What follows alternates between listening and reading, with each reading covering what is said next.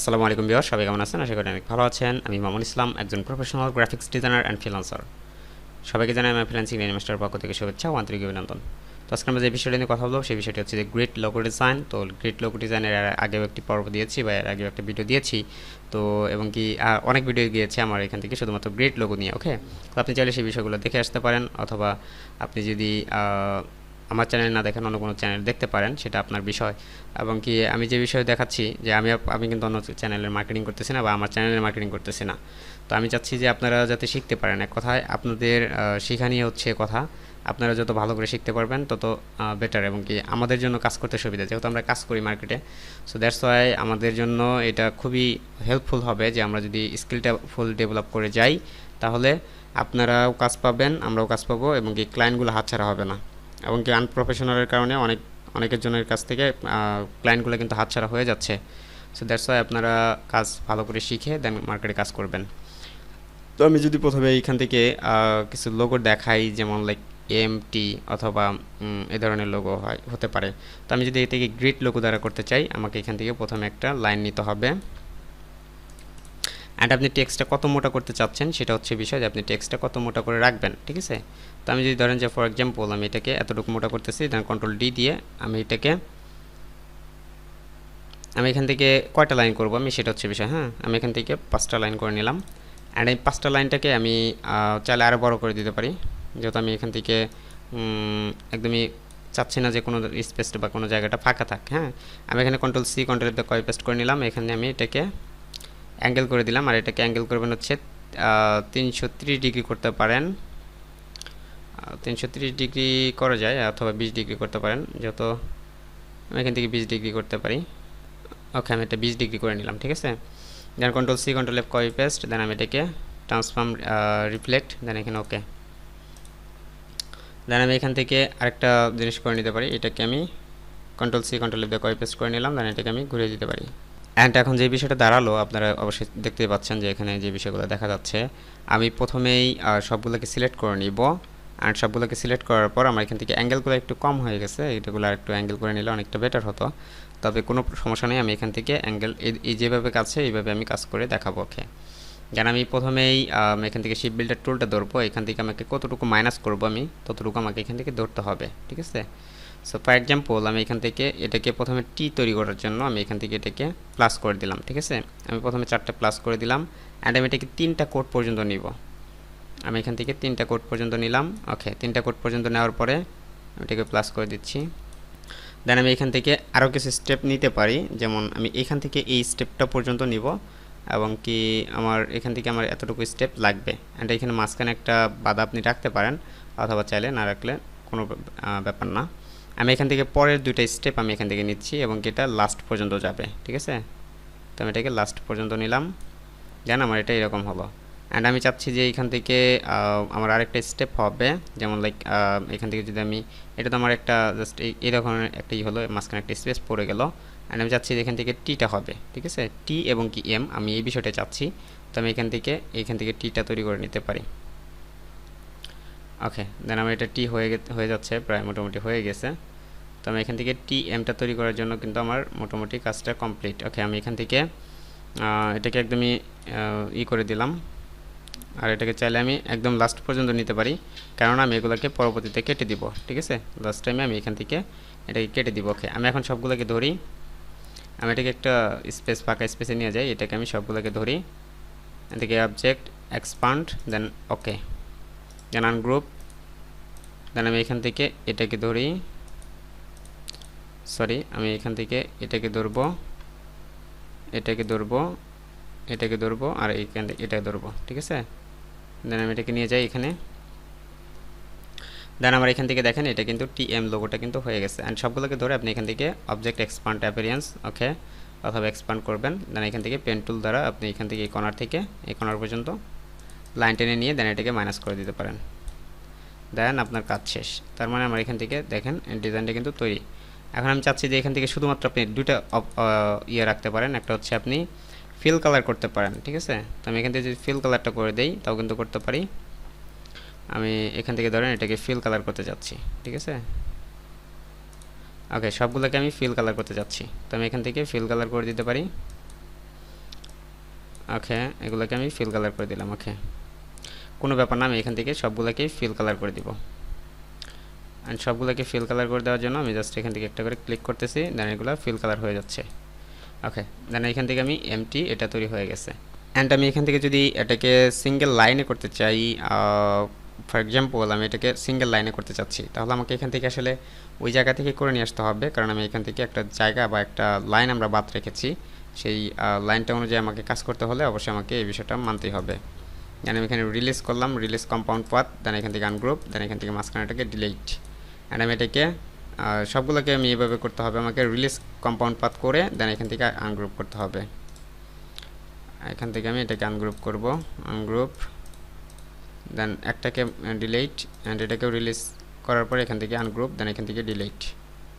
দেন এটাকে যেহেতু হয় নাই আমার, এখান থেকে আমি এটাকে প্লাস করে দিচ্ছি।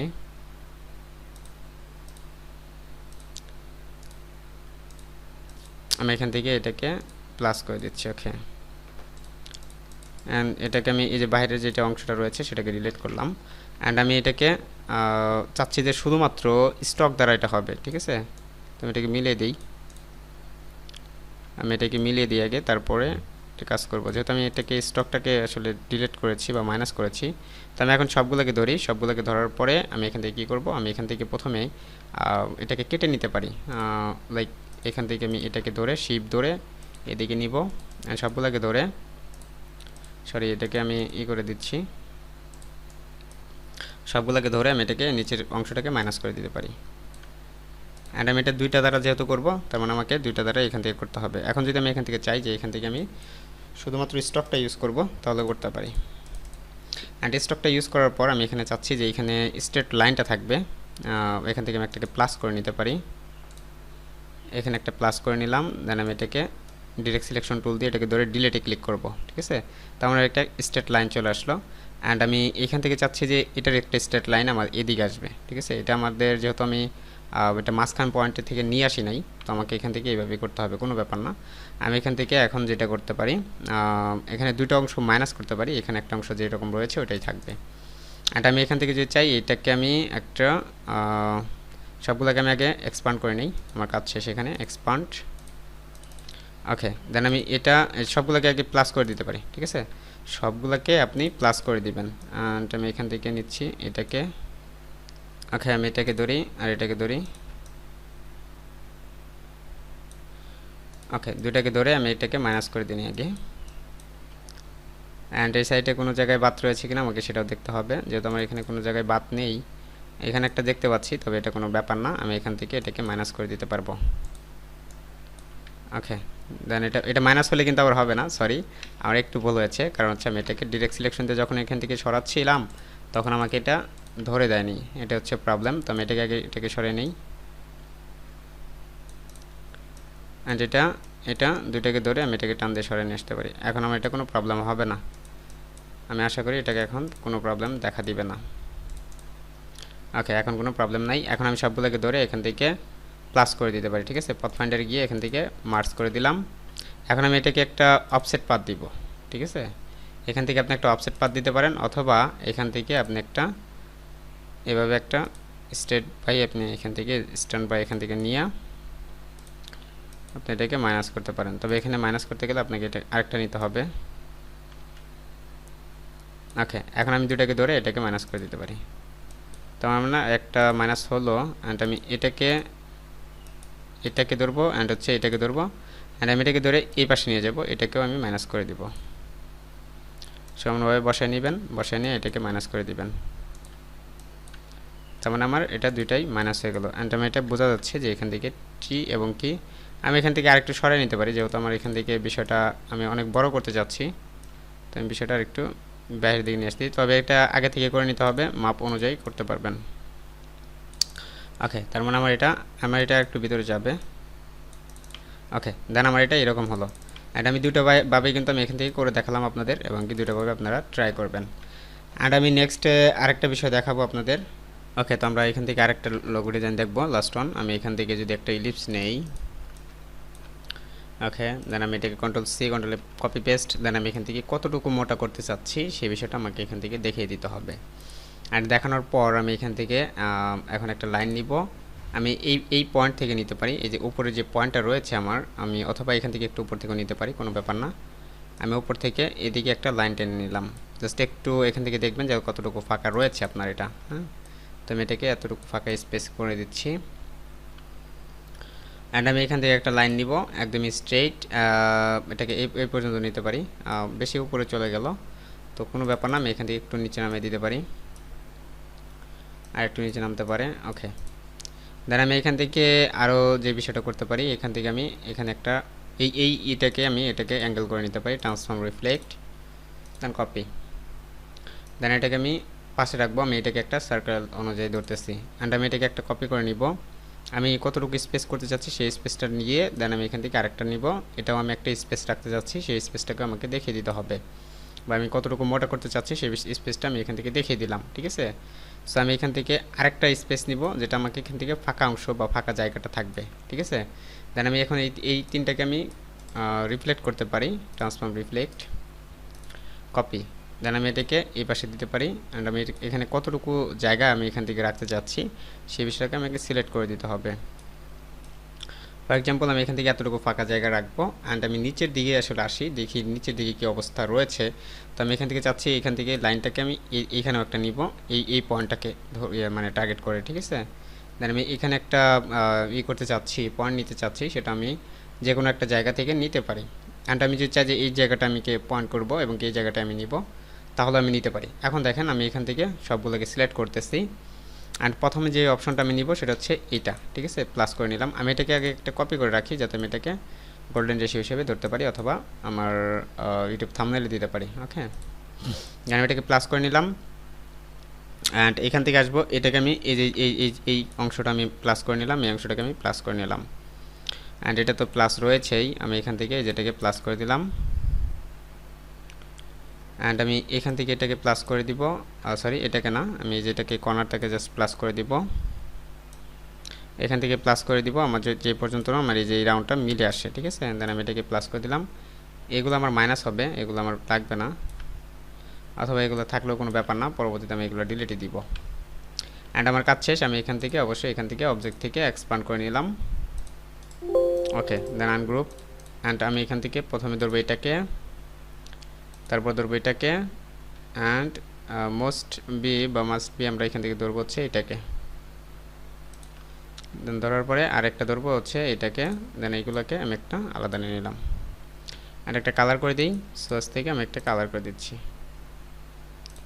ওকে, এটা যেহেতু এক্সপান্ড করা হয়েছে এটার কিন্তু কালারটা ওইভাবে দেখা যাবে না, তবে আপনি এখান থেকে কীভাবে কালারটা দেখতে পারেন, এখান থেকে একটা ধরবেন, এখান থেকে ডাবল ক্লিক ডিলেটে ক্লিক করবেন, তাহলে এটা কালার নিয়ে আসবে।